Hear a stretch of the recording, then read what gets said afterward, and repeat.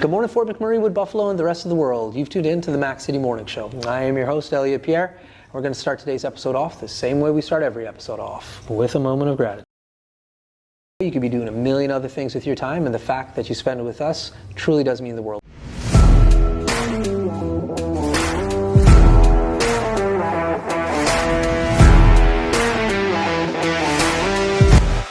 How's it going, you guys? It's Jake White, JJW, coming at you from Norrell Toyota in Fort McMurray. Just wanted to say hi and come on down, check the place out. Hi, my name's Richard. I'm the service manager here at Norrell Toyota. Hi there, I'm Adam. I'm here at Norrell Toyota. I'm a product advisor. Hi, I'm Cass. I'm the appointment coordinator. Happy to help you. Hey, it's Keith Simpson here. I'm the general manager of Norrell Toyota, soon to be Fort McMurray Toyota. Pretty excited for our new dealership. As you've seen, you met all my staff. These guys are all my family. We're here to take care of you. Come on down and be part of our family. To me. So thank you. On that note, Tanner, hit him with the intro. And we are back. Big shout out to Norrell Toyota, our title sponsor for today's episode. We really do appreciate your ongoing support. As everybody at home knows, I do not introduce my guests because they can do a better job of that than myself. So sir, can you please tell everybody at home who you are and what you're about? My name is Craig Milley. I'm the president of CUPE Local 1505. We represent 1,400 municipal workers and public service workers throughout the region. Our bargaining units are the Regional Municipality of Wood Buffalo, Transit, Rotary House, Wood Buffalo Housing, Fort McMurray Airport Authority, and Regional Recreational Corporation. So we have a very broad range of services that are offered by our members, and we're quite proud of the work they do. Wow, that's busy. It is definitely a busy job, Yeah. Especially where there's so many dynamics around the kinds of work from a recreational facility such as Mac Island or the Fort Chippewa Recreation Facility, Conklin, the Airport Authority. Obviously, they make sure the runways are safe for people to fly in, fly out of the region.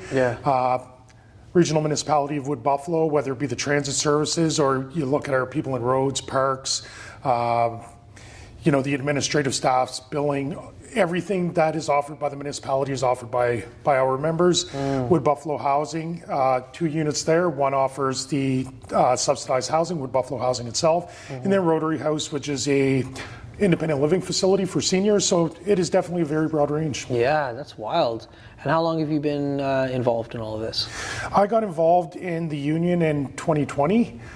December of 2020, I'm a very all or nothing kind of person, and when I put myself into something, I dedicate 100% of myself to it. With that said, it was kind of there was some stuff going on, and I thought it was time to get engaged and jumped right in the fire and ran for president. Was successfully elected at that time, and I've been president since. Cool. So what have you seen change since your time in office? There's been some significant things that changed. Obviously, when I came into office, with it being 2020, it was mid-pandemic. That's what I'm saying. Very, very difficult times. We had a lot of our members that were working from home, working remotely. The reintegration back into the workforce was obviously challenging. Then when we had all the stuff with the vaccinations, some of our bargaining units required vaccination mandates, some didn't. So there's been a lot of change surrounding that. Now everybody's back. We've had several significant issues with our bargaining units and really taxpayer funds as of late, with the Regional Municipality of Wood Buffalo struggling to get pay increases and so on. And then obviously, for anybody that's been paying attention to the news, there's some controversy right now over the previous director of human resources, with illegitimate bonuses that have been handed out between herself and we don't know who else, but we're assuming it's going to be other leadership positions. So what is that? Explain. Go into a little detail of that. I saw the blurb online, but I didn't really check it out. $1 million, I think. Yes, there was $1 million that was wrongfully allocated to. It doesn't list who, but we do know that Carrie Donnelly had given herself, or allegedly given herself, $100,000 of that money in illegitimate bonuses. All this comes at a time that we're struggling to get pay increases for members. Even in the RMWB unit, the market rate adjusted employees have only seen a 1% increase since 2017. And then we get into Rotary House, we're trying to get 4% over 2 years, and they want to give us zeros.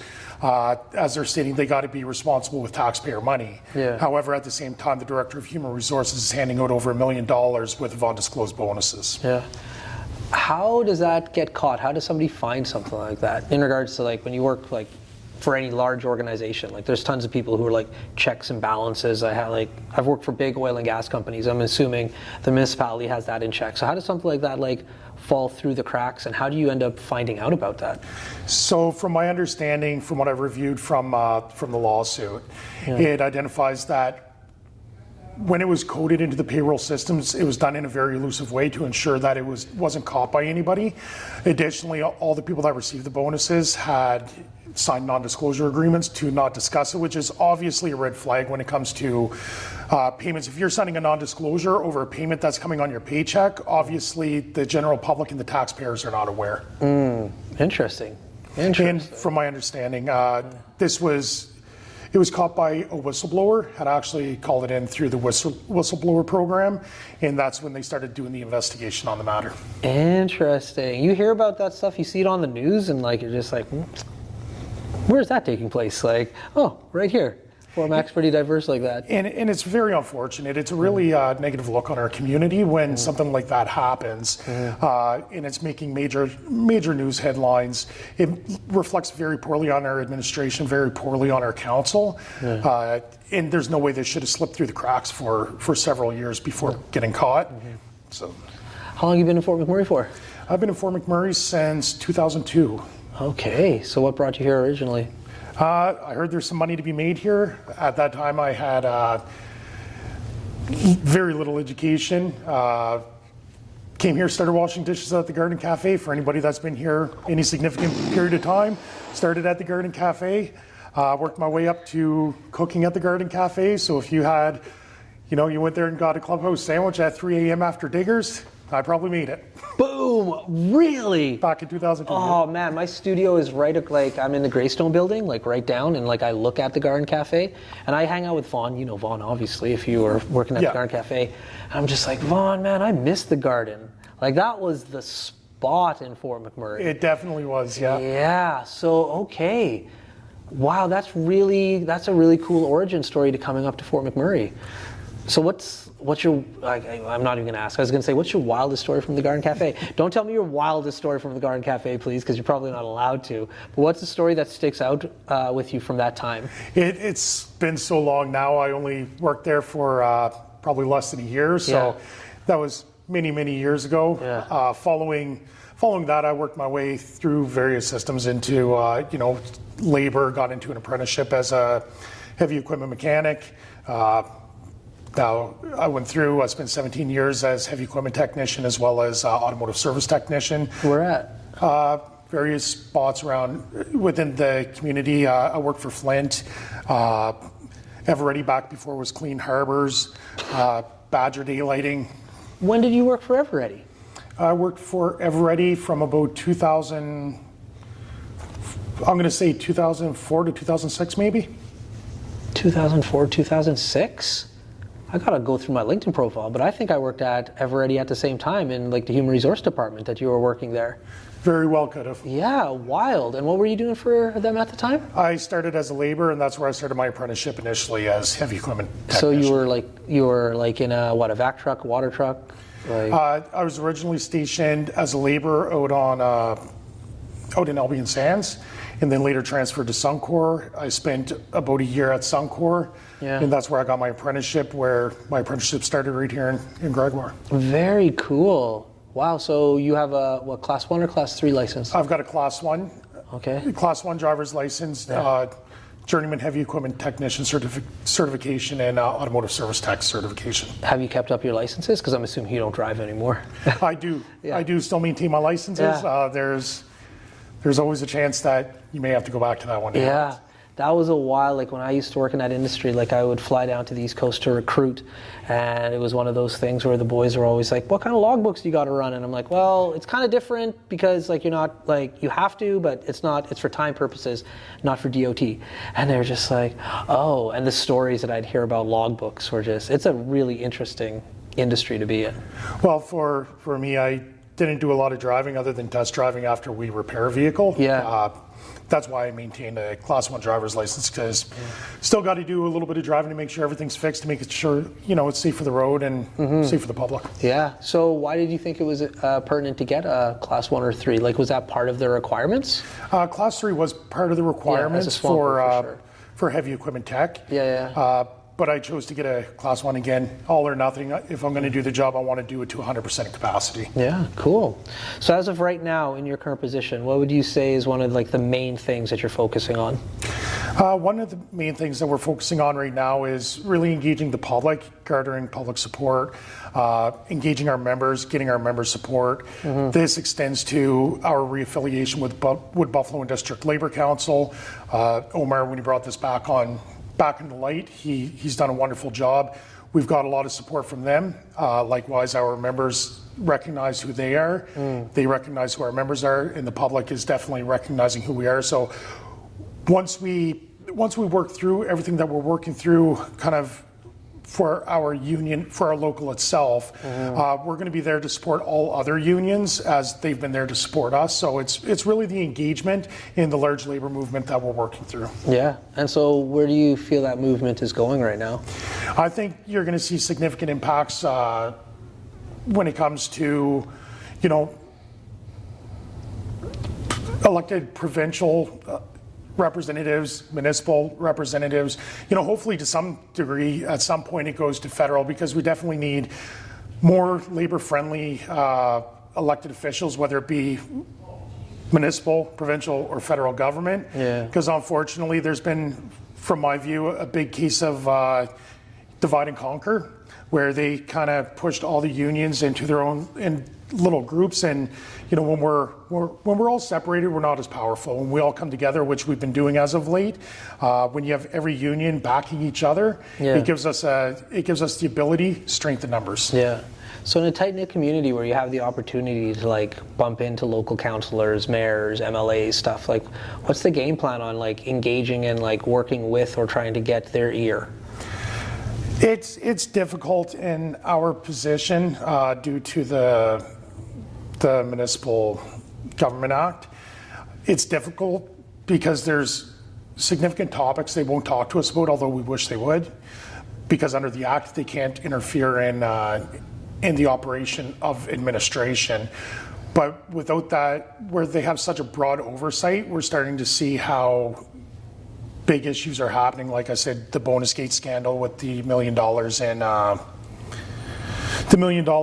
in illegitimate bonuses. It was only February when the municipality threatened to lay off 459 employees, from our understanding, with no oversight or direction of council. So we wonder where that line really is with interference in the operation of administration, because we think there has to be a little more grip on it. But at the same time, we don't have a relationship close enough with council that would give us the ability to be comfortable with it right now. So we need very labor-friendly council, like a lot of these other folks with, the healthcare workers and so on, need that at a provincial level as well. So when it comes to that, like, do you guys have individuals that that are in the part of your crew that will potentially be running more labor-friendly people, or like how does that all work when you're trying to influence, right? Yes, so that is something that we've been discussing kind of on a large scale. Not just with our group, not with CUPE 1505, but with larger groups such as Wood Buffalo District Labor Council, on looking for individuals that would be willing to do so. Yeah, more labor friendly potentially, because there is an election coming up in like a year and a half here. October of next year, Yeah, so food for thought. Like, absolutely. Neat. So you've been in Fort McMurray for a little while here. Why do you stay in the community? This is a community that I made home when I was 18 years old. I don't plan on going anywhere. I got a lot of passion for this community. It's given me a very positive life per se, with a lot of opportunities. I raised my kids here. Quite happy to stay in the community and keep representing it. Nice. Now, it's a frequently asked question on this show for people who've been around for a minute. Where's your favorite place to go eat in town? Favorite place to go eat? I don't know if I really got one. I frequent Boston Pizza quite often, but goated. Yeah. Boston Pizza is the best. It's like legitimately like their perfection level, consistency. The consistency at Boston Pizza is unbelievable. We talk about it on the show quite often. It doesn't matter if you're in Edmonton, Calgary, Toronto, Fort McMurray, like Boston Pizza tastes like Boston Pizza. Yeah. It's kind of wild. For another smaller business that I just discovered in Timberley, it's a little cafe up around where the theater is. I can't remember what the name of it is now. Is it Eagle Ridge? Eagle Ridge, yeah. Eagle Ridge that little Eatery, tiny Sarah, cafe. there you go. Boom, That's, boom, boom, boom. Yeah, that was probably some of the best food I've had in a while. So, Oh, I'm going to cut that and make it a clip. She's one of our clients, so big shout out to Eagle Ridge. Sarah actually owns Eagle Ridge, Avenue Coffee, and Club Rewind. So she's a big community supporter. So please, everybody watching today, go out and support Sarah. That's a local business owner trying to make it work in Fort McMurray, really investing in the community. So that's awesome that you gave them a shout out. But listen, I'm pretty sure we're at the end of our time. So before I cut you loose, everybody does get a shameless shout out or plug. So you have the mic, the camera, the lights. Have fun. So just shout out to all of our members that have been, coming out and supporting us heavily. With Buffalo and District Labor Council, who's been supporting us, and more importantly, the residents of Fort McMurray. You guys have tenfold made a difference in what we've been able to achieve over the last couple months. We want you to continue doing so, and we want all members to get engaged with your union, support your union, and any other rallies or events that you see with other unions. I'm sure they'll be happy to have you there for your support. So get out there, get engaged. Together we make a difference. There we go. Well, Fort McMurray with Buffalo, the rest of the world, that's been another episode of the Mac City Morning Show. From the bottom of my heart, thank you very much for tuning in. It does mean the world to me. Big shout out to our title sponsor, Neural Toyota, as well as Carrie from Patchouli Rose, and the beautiful people at Coldwell Banker. Hope everybody's having a great day, and we'll see you tomorrow. Peace. Good job, man. Boom, boom, boom. Hi everyone, it's Carrie with Patchouli Rose here at Thickwood Barbershop. If you're wondering what to get your loved one this season for Valentine's Day, I make an all-natural anti-aging skin serum called Good Skin. It's good for men and women, and it's available for purchase here at the Barbershop, downtown at the Corridor Shops and Events, and on my website. Thank you for your support.